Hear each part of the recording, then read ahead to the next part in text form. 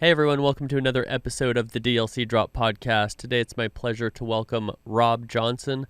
Rob is the CEO of Playfly Esports. He's going to talk to us all about the ecosystem that they are building to help brands reach gamers and to help facilitate better monetization in the esports space. He's also going to take us through a tremendous career in traditional sports to where he is today. Let's talk to Rob. Drop in the untold stories of industry leaders, influencers, and insights on future innovation. I'm John Davidson, and this is the DLC Drop Podcast. All right, welcome to another episode of the DLC Drop Podcast. Today it is my pleasure to welcome Rob Johnson, who is the CEO of the newly formed Playfly Esports. Thank you for being here today, Rob. Oh, thanks for having me. And been listening to this for a while and seeing it on LinkedIn. So excited to be a part of it. Absolutely. Well, I've been a huge fan of what you guys have done at CSL, NACE Star League, now Playfly. It's brand new, so I'm really excited to hear more. But I'm also super excited to walk through this career path of yours, coming from traditional sports to gaming, and really learn how you took that path and what you've learned along the way. So to get started here, tell our audience, what is Playfly Esports? Playfly Esports, and we'll talk about this later, is really being able to bring brands, Fortune 500 companies that want to enter gaming and bring them to esports fans. We connect brands with esports fans. This mirrors very well what we've built totally or holistically with Playfly in our total business, which is huge and growing. And we feel with our model that everything we've learned, certainly with CSL Esports, with the acquisition of World Gaming, Collegiate Star League before that, that we, in the business model that we've put together, we can be a revenue backbone for a lot of the industry. So excited to be growing there and taking a few steps in the next few weeks and months. We'll have a bunch of great announcements of the next new products and new ways that we're able to help many of the organizations, whether it's in high school and college, whether it's amateur or whether it's pro, a lot of great things that our team is putting together right now. That's awesome. So when we talk about esports fans, obviously it's a very diverse group. You've got newborns all the way to 40, 50-year-olds, as esports does skew quite a bit older than people assume. Specifically for Playfly, who are you targeting with that? Which fans are those that brands are reaching through you? Well, listen, everybody that's listening, I hope, knows enough about esports and gaming to know that an esports fan doesn't really exist. To make it part of the elevator pitch is critical to get brands and non-endemic brands and the dollars that can help form and fund, particularly getting back to in-person play as we exit COVID here. Many of the organizations that have used raising and Series A's and a lot of financing mechanisms may not be able to do as we look at the economic conditions here. But an esports fan, for us and talking about it doesn't really exist. You look at your community, you look at the demographics behind each game or genre, and then you're able to really holistically find an audience that can become 18 to 35. Now, why that's very important for a company that is focusing on traditional advertising is from 18 to 35, where are these entertainment eyeballs going? And, from everything we see, it's not linear television. It's not big sports properties that have been, a huge part of the advertising landscape over the past 20, 30, 40 years since television, or even, go back to radio here.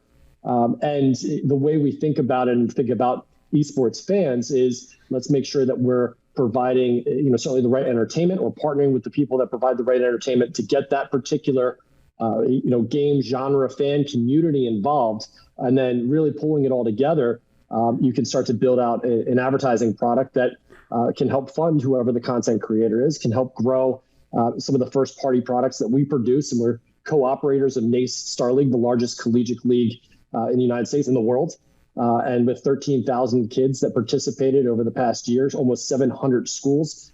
So being able to build content that, listen, it's very, very fragmented. So an esports fan might not generally watch anything, but if you look at it and you build a chain of these properties together, you can start to get mass scale. You can start to make it interesting. When you connect it to everything else we're doing at Playfly and all of our different businesses, you now have advertising products and ways to monetize this that many organizations that have only built and only focused directly on gaming and esports and can't connect to a parent company, can't connect to a wide array of partners around the advertising landscape, might not have the ability to do. And that's exactly what we picked on here, certainly with Playfly Esports and our expansion of the business from CSL Esports to what we've done today. And CSL Esports, it was focused on getting good at one area. And I'll just go back a couple steps here. 2020, a lot of people were trying to figure out how to move into a virtual landscape. Collegiate Star League has been around since 2009, tremendous business. And World Gaming had been around since 2010. They were both owned by a Canadian movie theater company, Cineplex. They had decided, because movie theaters were shut down, that this was something they were willing to let go. And at the same time, Mike Schreiber, formerly a partner at 76 Capital, one was on the Hulu founding team, he had decided to put together this broader Playfly company to disrupt sports media and the landscape in general, esports being a big part of that. So we were able to purchase those two companies. We brought them in. We looked at, in July, through fall 2020, what were the best assets to bring out of this for a sustainable esports business. And really looking at Collegiate was one of the best things that we want to do. And since then, we partnered with NACE, the incredible organization with Michael Brooks over there. But one of the key items that, looking at advertising and advertising revenue and sponsorship particularly, is it's a very large part of what makes up esports revenue.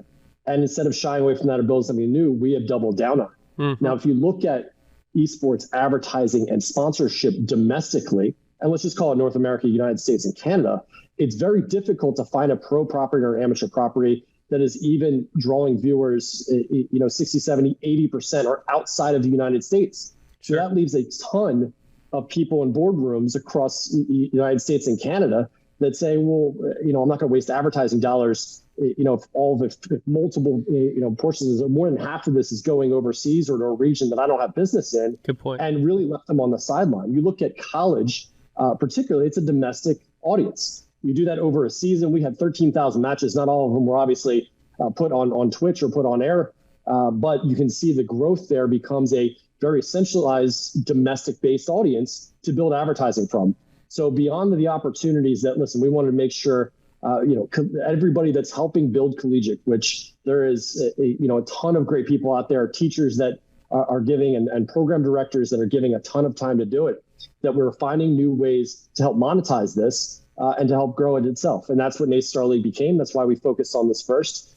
It worked well. We're going to continue to grow out. And this is why Playfly Esports makes a lot of sense. We'll bring this to third-party properties. So what we've been able to do, certainly with NACE Star League, we're going to continue to do now with amateur properties, with pro properties. We're working with state high school associations to drive the cost down to as little as possible to get more access for high school kids to play now that we have a direct path to higher education in esports. And if higher education is not what they need to do or what they want to do, there's a lot of career developments around this industry and what we're all doing here and what a lot of your guests have talked about previously. The DLC Drop podcast is sponsored by Ice Shaker. I've been a huge fan of this brand for the past few years, ever since I met founder Chris Gronkowski. What I love about this product is the brand story, the functionality, and the customization.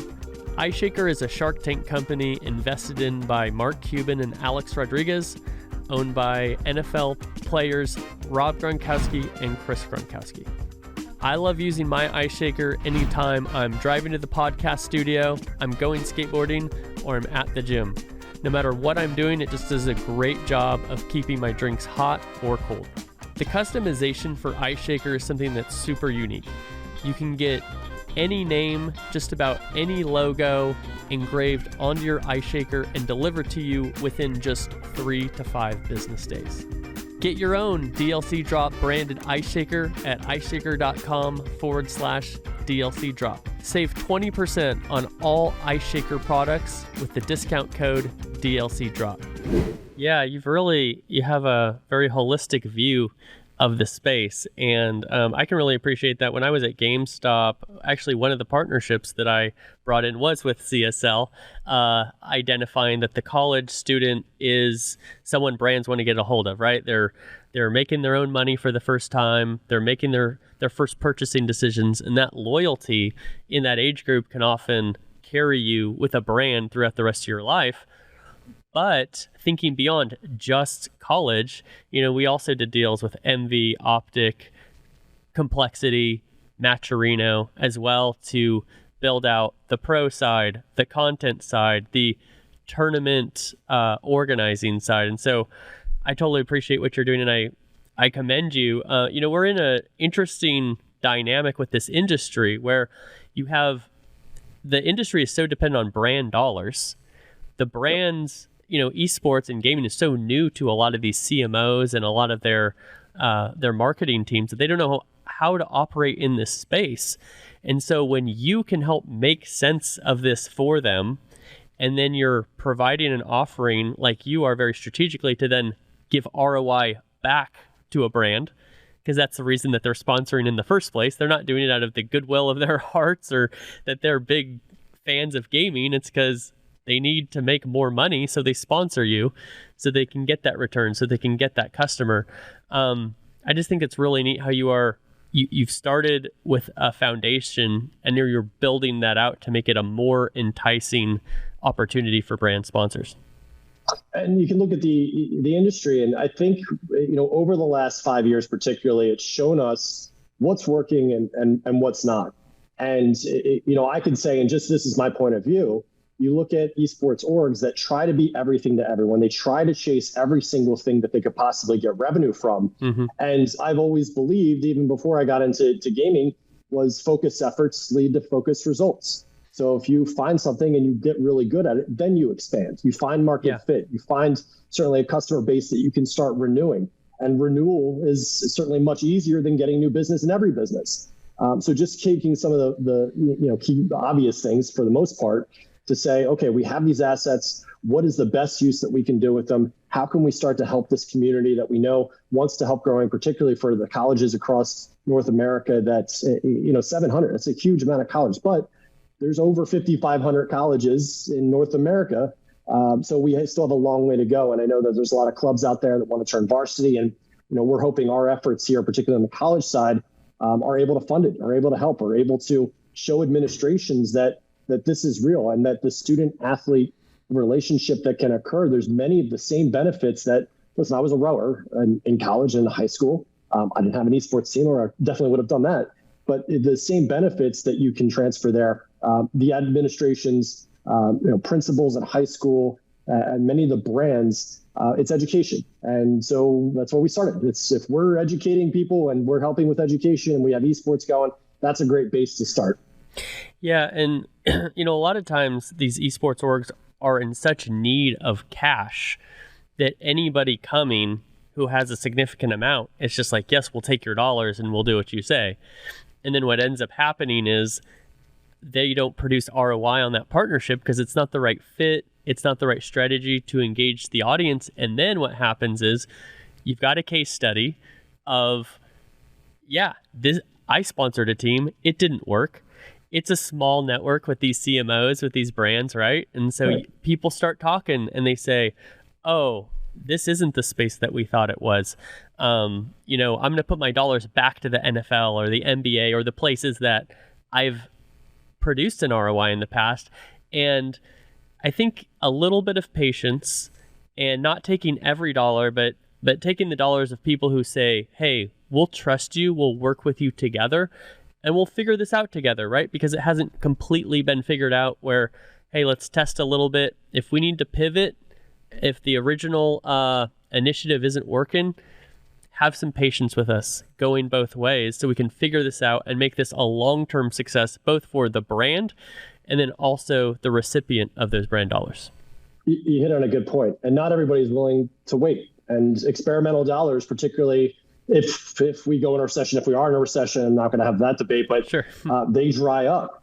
And now look at the Playfly model. So we have Home Team Sports, which we purchased in 2019. In 2021, they, do a large portion of the advertising for regional sports networks across the country, all of them, MLB, NHL, NBA. Now, if you want to add on an 18 to 35 component to that, we now have products where you've purchased in sports, and that's the dollars you're doing. And if you wanted to grow within esports, we have the 18 to 35 demographic to start building onto packages as we grow. So using and being able to build this within Playfly is exactly how we're getting over that objection, how we're getting over not being able to pass evaluation from a media agency. So instead of patience, we get to show results and over delivering. And I think that that's a key item of how we're attacking this market, where we're in a unique position to do it, and why we built it as Playfly Esports, because we have this ability. So if I'm understanding you right, what you're doing, rather than saying take your dollars and put them in a new space that you don't understand, you're saying your dollars are already with us in this space you do understand. Let's add to that, or let's take a chunk of that and let's put it into this to help expand your reach, learn, and do more. And so it sounds like you're lowering the risk with that strategy with your partners. Is that accurate? And we have established trust. So not only are we lowering risk, we're over delivering.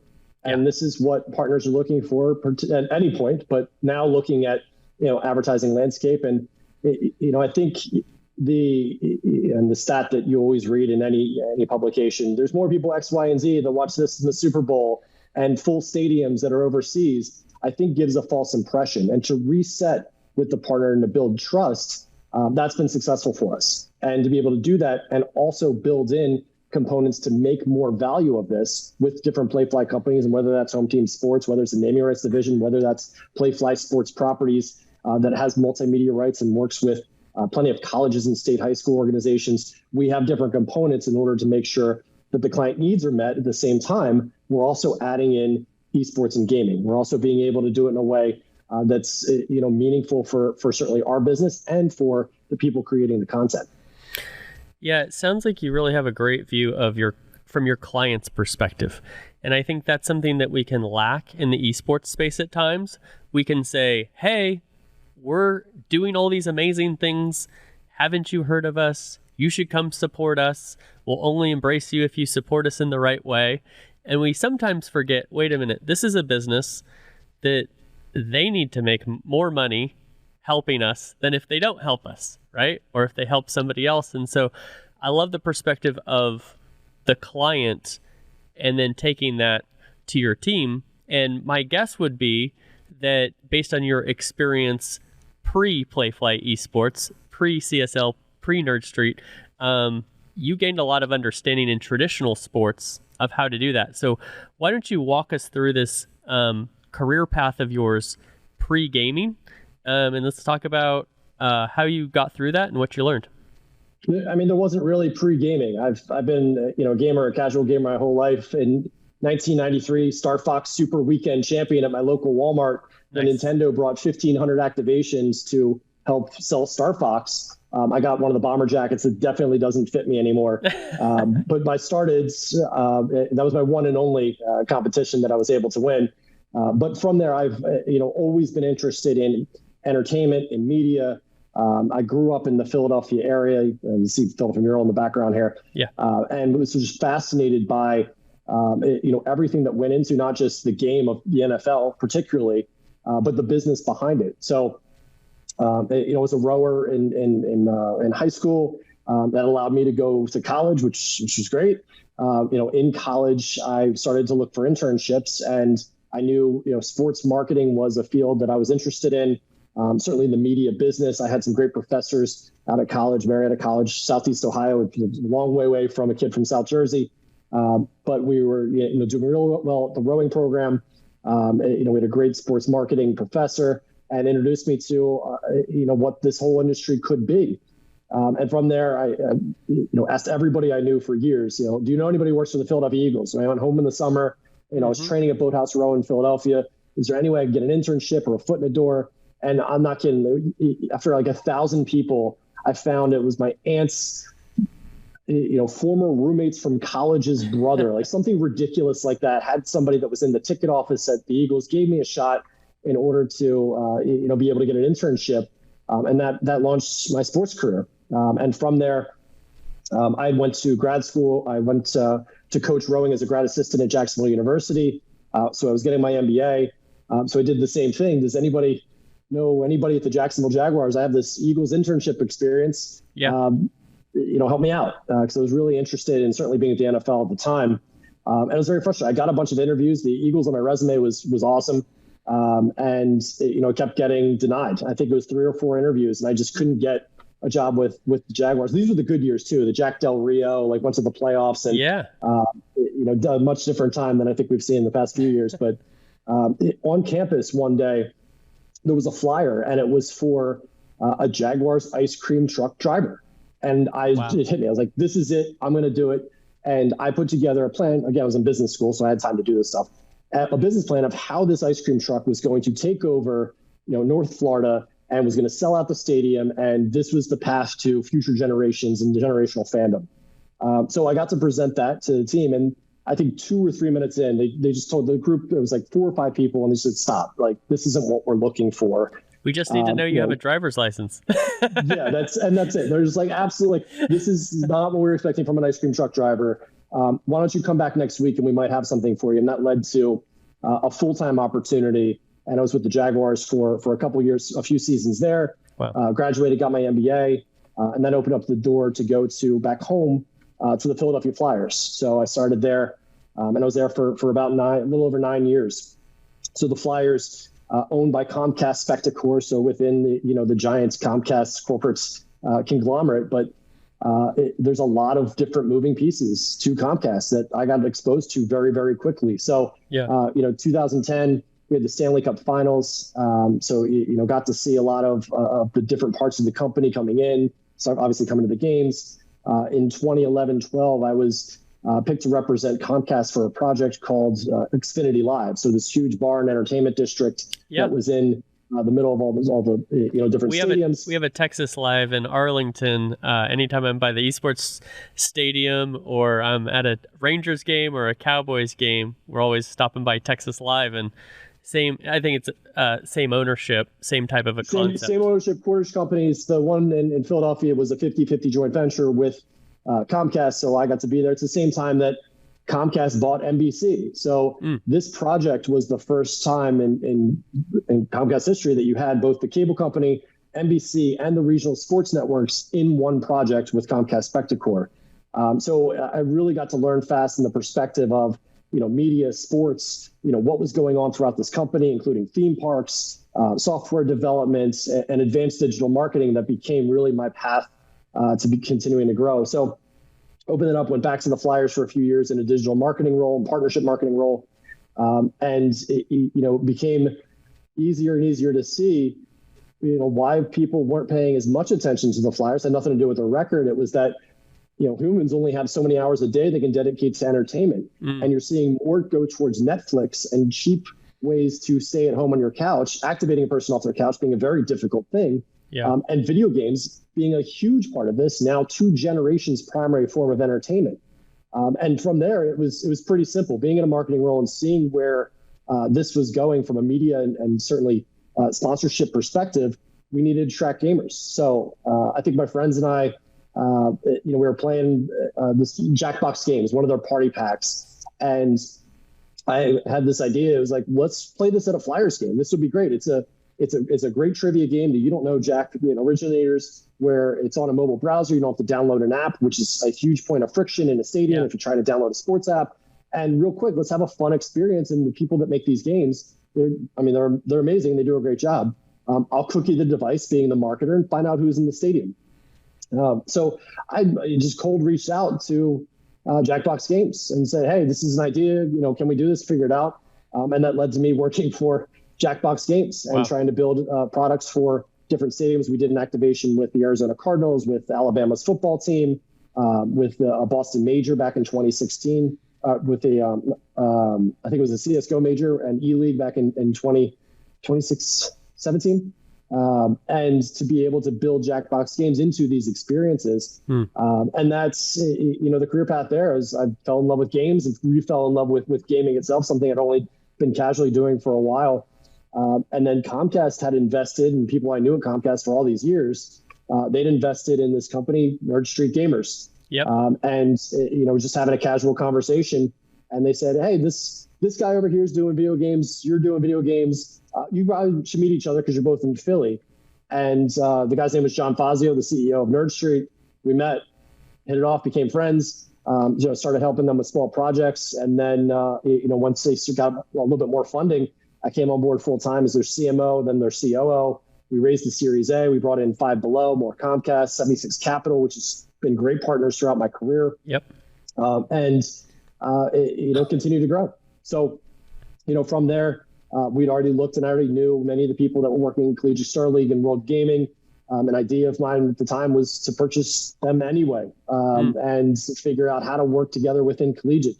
And then Playfly and Mike Schreiber, he put together this incredible project, mid-COVID, right after COVID started hitting, and an opportunity for a CEO role to build something, to turn around a project like we're doing today.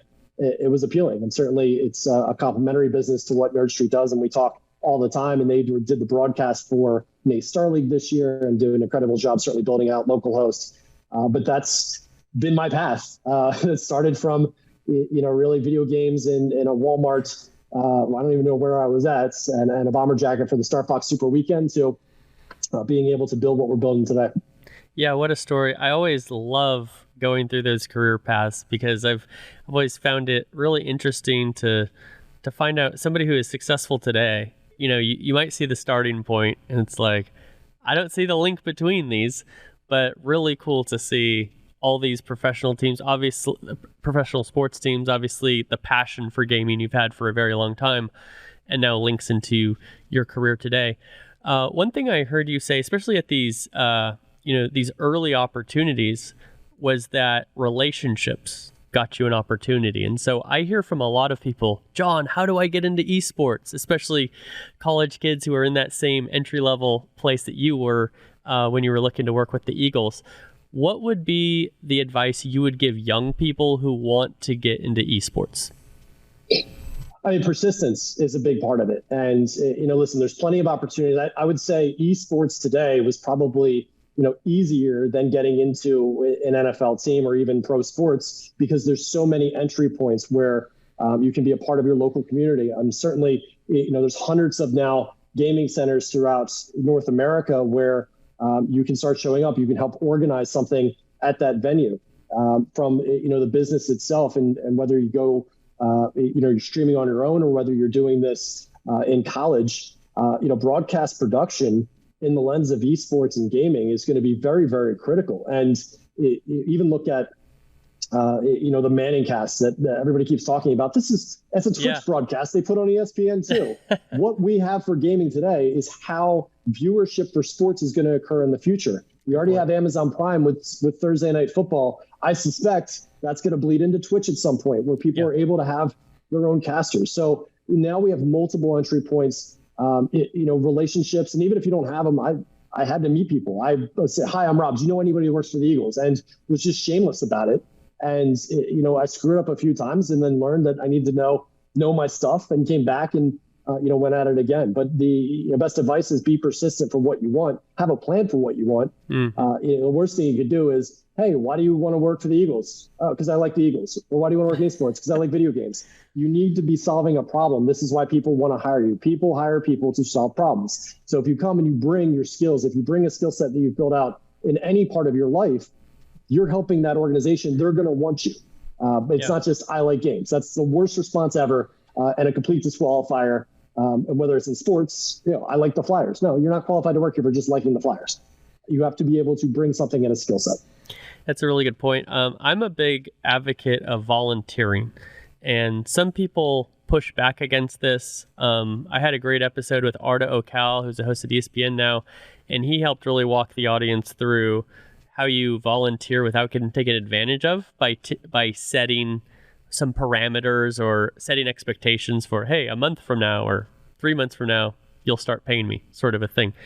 The reason why I'm a big advocate of volunteering, and some people say, "Oh, you shouldn't work for free and these other things." This is how I think about it. We pay a lot of money to go to college to learn a lot of stuff that we'll never use for the rest of our lives. Now, I'm also a big advocate of college. I got a great education at Sacramento State University, and I'm very thankful for that. But there's more value than just financial value, right? And so I think if you can, you're getting charged to learn about history and English and trigonometry, but I'm not charging you to learn hands-on how to actually do a certain job or experience a job you may have thought you liked, and you do the day-to-day and you don't like it anymore.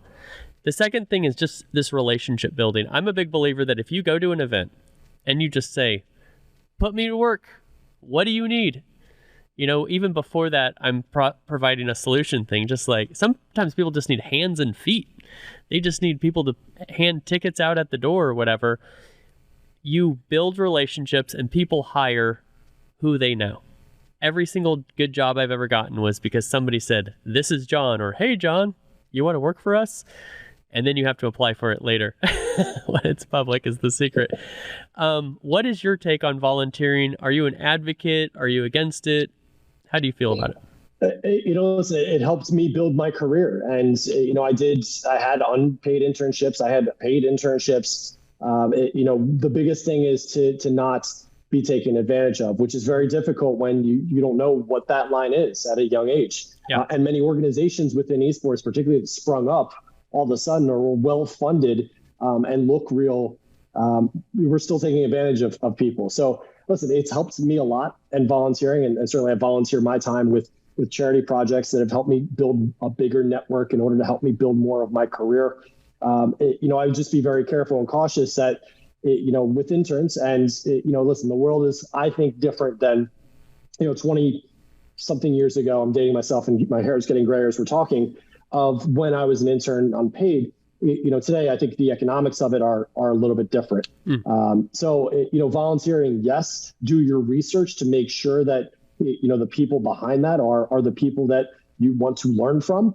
But certainly, paid internships is something that I've switched to say, listen, we're able to do this. This is a much tougher economic environment than I think that it was, 10, 15 years ago, particularly past 2008. For just an access purpose, making sure that, people who can't afford to volunteer, that they're not left out either. So, certainly volunteering is good, but making sure that you're not taken advantage of, that there are paid opportunities, and whether that's 2 weeks, a month, or something else down the line. But the last thing I want to see is that somebody gets left on the sidelines that has a huge amount of talent, because they can't afford to work, 8 hours in a day for free when they're leaving a shift that could have given them X amount of money. So I always balance that out to make sure. I was in a fortunate position, even though I mostly had to live off credit cards, which was also a terrible, terrible way to fund your internships. And, I try not to push people in that direction if not possible. But, volunteering, particularly for charity projects or for things that are related to the communities that we're talking about, being able to be a helping hand for a community and a non-paid, nobody's getting paid, a community activity, I certainly think and validate is something that you should do. But, ask questions to make sure that it's the right people and that you're not being taken advantage of. Yeah, it's a really good point on not getting taken advantage of. I think one thing is have the difficult conversation early on. Don't volunteer, put all your time out there, and then say, "Can you pay me?" Say, first of all, if I'm good at this job, are there paid positions available? Secondly, I love what Barbara Corcoran said from Shark Tank. She was talking about how you get a raise. And she essentially said the way you effectively get a raise from your company is you go to your boss and you say, what would it take for me to get a raise? And they tell you. And then you go do that. And then you come back and you say, look, I did XYZ. Let's talk about my raise. Similarly, saying, hey, I really want to get my foot in the door here. I want to work for your organization. What would it take for me to get a full-time role? XYZ. Then you go do those things, obviously ensuring ahead of time that there is a full-time role available if you do them. And then coming back and saying, hey, I did it. When do I start? What is your perspective on that? Or is there anything that you would add? No, and I think that's a noble way to go about it. And she's obviously made a great career of herself. Yeah. But doing what you say you're going to do, and be professional about it is I called years ago the blue ocean strategy in esports. But here, listen, if you set and you build a plan, and the other person on the side of the table, you've built rapport and trust, then I think that works great. I would just say do your research. Some orgs that have sprung up in esports, we've seen some unfortunate things. So I just want to make sure, particularly within this industry, that everybody does the research on the people and the organizations behind it before they do that. Yeah. One question I have with your multiple employers, we could say, the various organizations and teams you've worked with, I think it's really important to always identify what you can take from each thing to add to your arsenal or something that you learned from. For example, I worked at a tax firm early on, and I learned that who you work with is more important than what you do. I worked at GameStop, and I learned leave a little bit on the table for your partnership so everybody can eat, rather than squeezing every drop out of your partner if you have the leverage. What are a few of the things that you learned, whether it was at the Eagles, Jags, Flyers, Xfinity, Jackbox, Nerd Street, that you took that have really helped you in your career? I mean, every single position I've had has helped me in one way or another, and even to the people. And you don't need to have people you look up to. There's people that are very important in your life. You say, I don't want to be like that. And whether you're in a position or whether you're working with people, every single position, you should have something. You should have a reflection of what you did and the work that you did. And then certainly if you're looking up at your next phase, what you can do to grow, how you failed, and how recognizing that you may have failed, and that how you're going to make that better. But I will say, as all the work that I put into that first Eagles internship in the box office, I realized very quickly, this is absolutely not what I want to do with my life. I did not want to be in a ticket office. I did not like the business of ticketing. I was inherently a creative person, and this particular job, and though I commend the people and they need to be there, and I appreciate everybody in the box office. Yeah. It wasn't for me. And I found that out very quickly in my internship to then focus on, okay, what are creative roles? And then that helped me even more in college, pick classes as I was finishing there.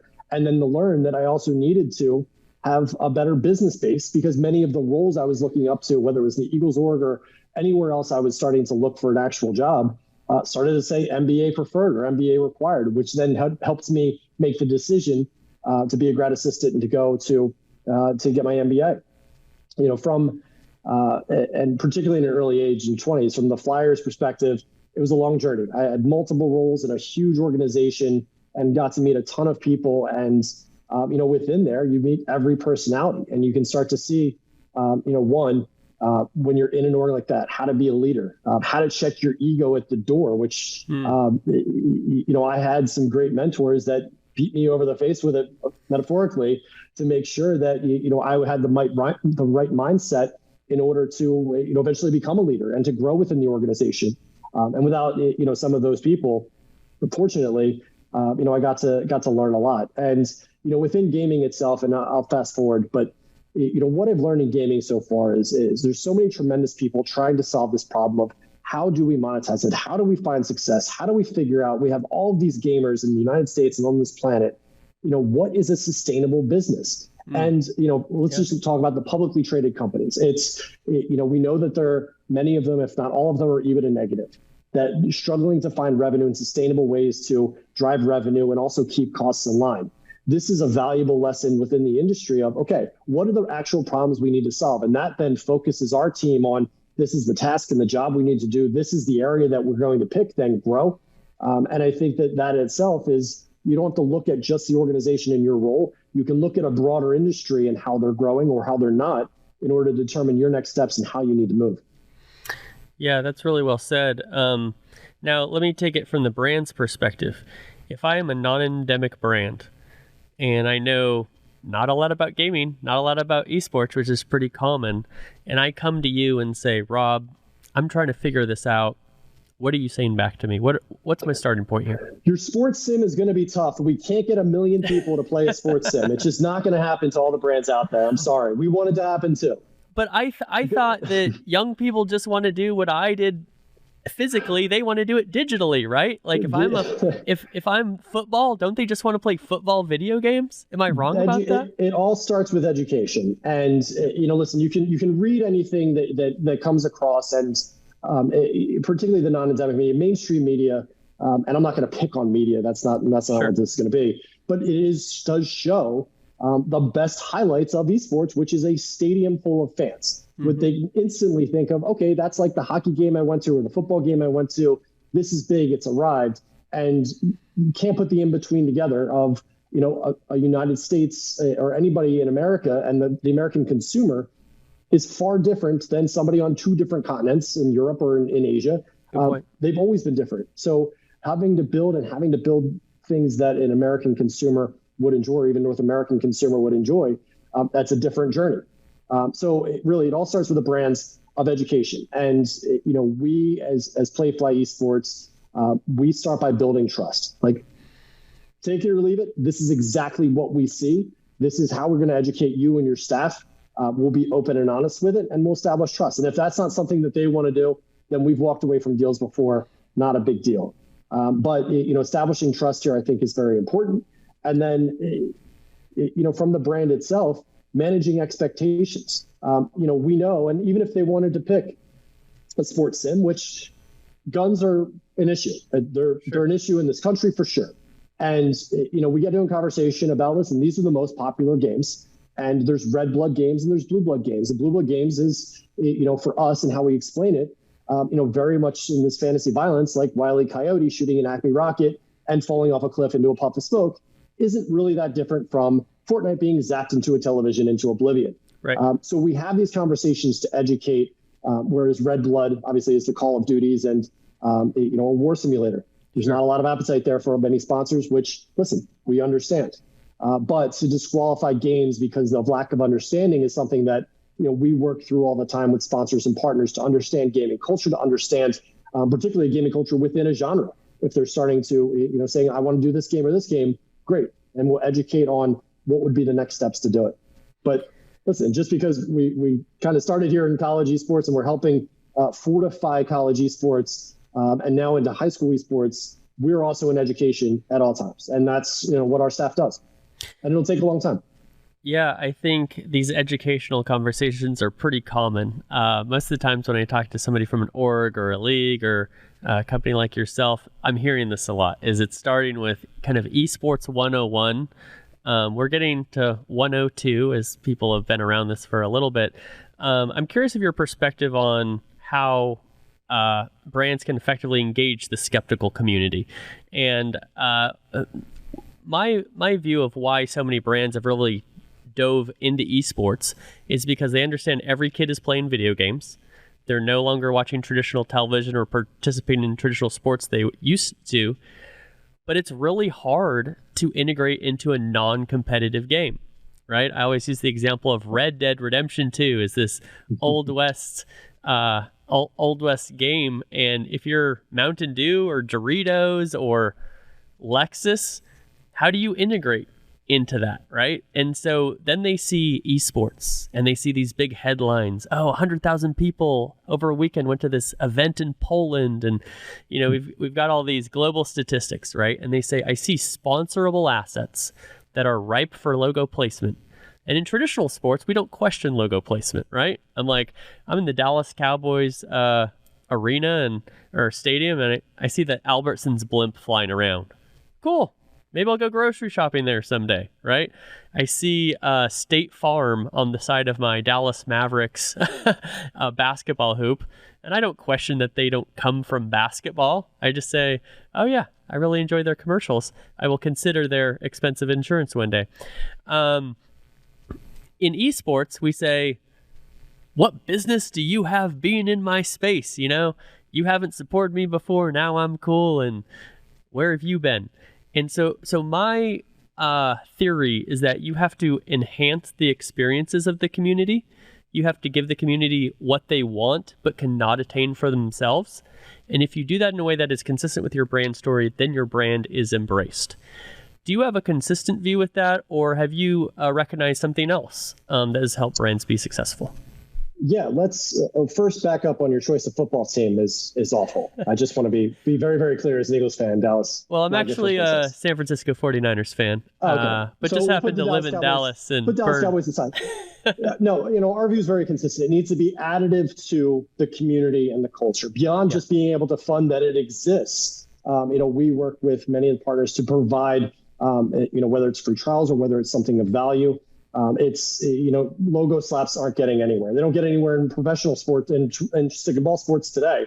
Sure. So making sure that we're properly integrating partners, that we're making sure, we're picking sometimes the right partners, and we've turned down partners, and it's tough to turn down cash, but, to know that a community is, going to turn on you, we'd rather, continue to build in the direction we're going.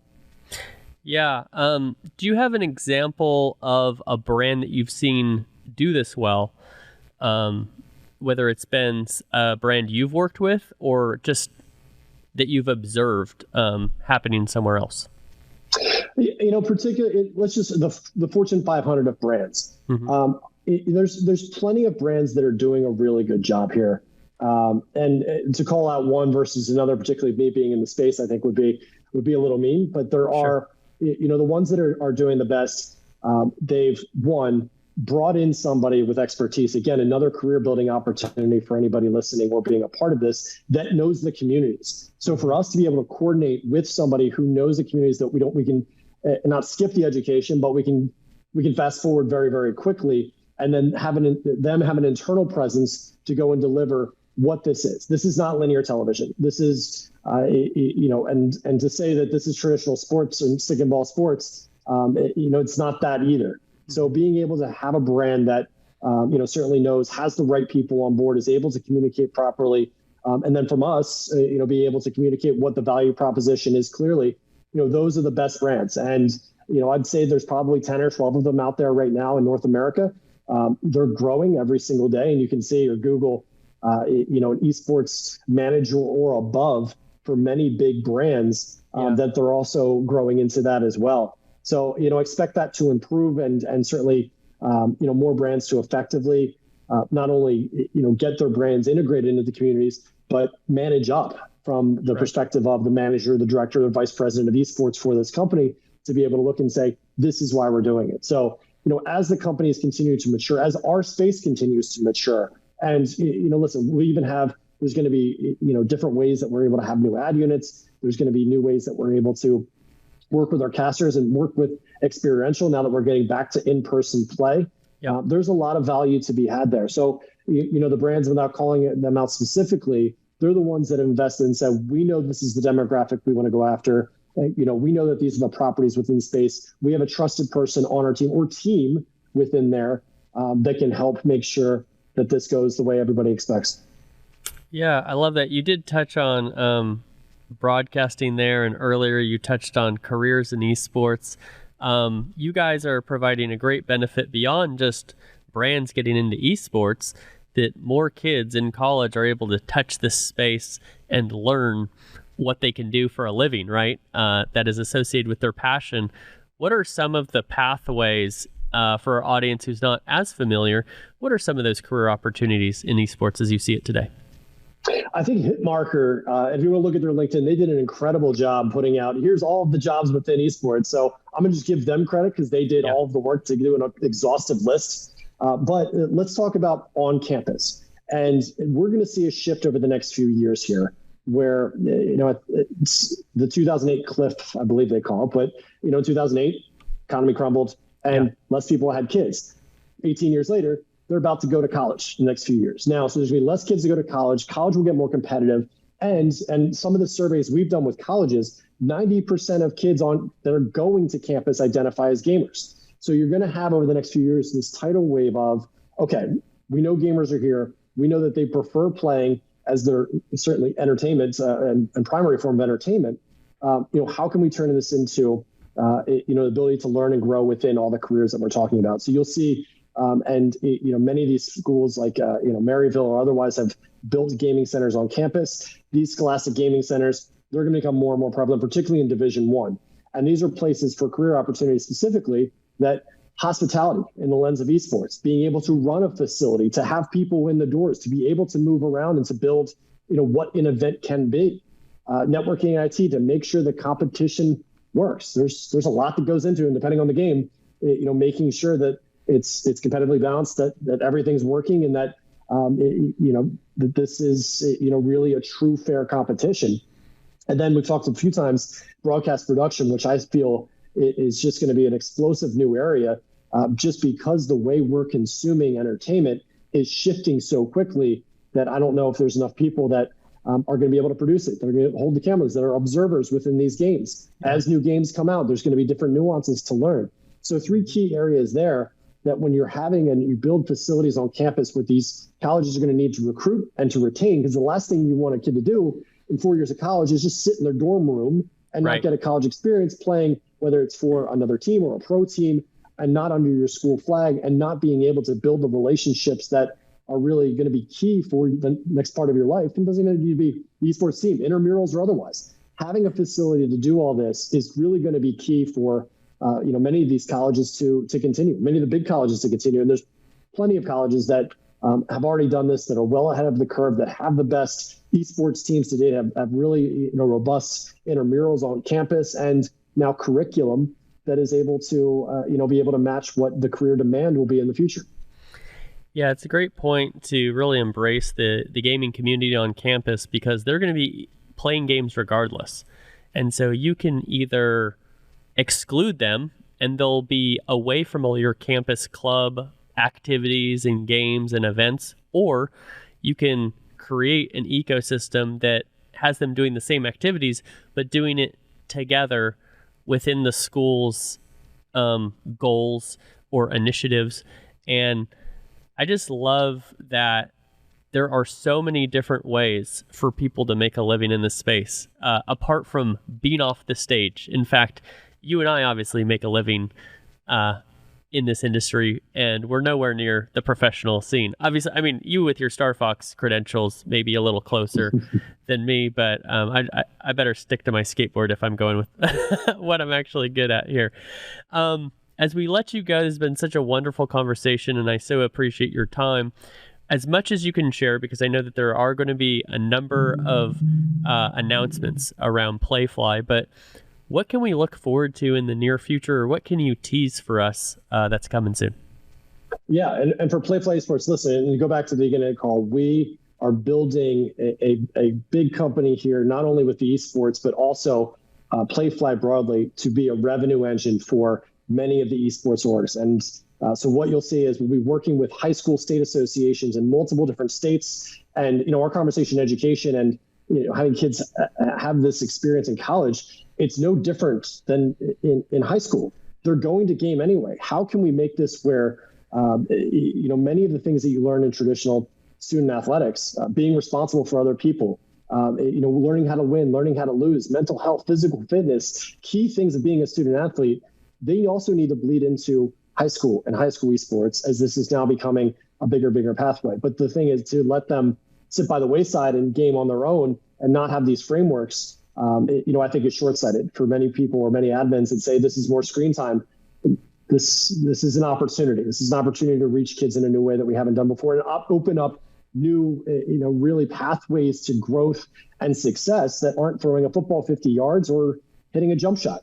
And so I'm really excited for that. So we'll be continuing to expand with the high school state associations. Obviously, NACE Star League, we'll be working with them with NACE for a very long time. Our goal is to get thousands upon thousands of more students on board, to get more clubs turned into varsity, to get more schools that don't even have a club into clubs, and be able to grow the business on campus. From an amateur org perspective, there's plenty of amateur orgs that do these great events all throughout the country, or live events throughout the country, that don't have the ability to go and sell sponsorship or to go find a regional partner. We've built frameworks as big as what Playfly can do to help sell there. And then from a pro perspective, we know the economics of pro esports. Until media rights becomes the dominant portion here, which seems like it could be some time, sponsorships and advertising will be a big part of this, and we'll be here to represent. So all of those key areas will continue to grow and announce great partnerships within that area. But our real reason here is, revenue is a problem in esports. We're here to solve that. Wow. Yeah, I mean, it's a big problem, and it's great to see the solutions coming as the space evolves and matures. Lastly, how can people follow you, follow Playfly in the ways that you would like them to? Yeah, at Playfly Esports, at Nace Starleague, for if you want to follow during the collegiate season. We'll kick off here in September. It's really a lot of fun to watch these kids compete at such a high level. Add Rob Scott Johnson or find me on LinkedIn. Wonderful. Well, Rob, it's been tremendous having you today. This is one of many great conversations I've had the opportunity to have with you, and it's been a pleasure learning all that you've learned throughout your career, and really looking forward to seeing what Playfly is doing. Really appreciate you as an ambassador of the space here to help build out this space as it matures, providing opportunities for people, providing opportunities for brands. Appreciate that. And thank you for joining us today on the DLC Drop podcast. All right. Thank you so much. My pleasure. Thank you for listening to the DLC Drop podcast. This podcast is part of the Esports Futuri Podcast Network and produced by Innovation Media Enterprises. Make sure you subscribe on your favorite podcast channel and leave us a review.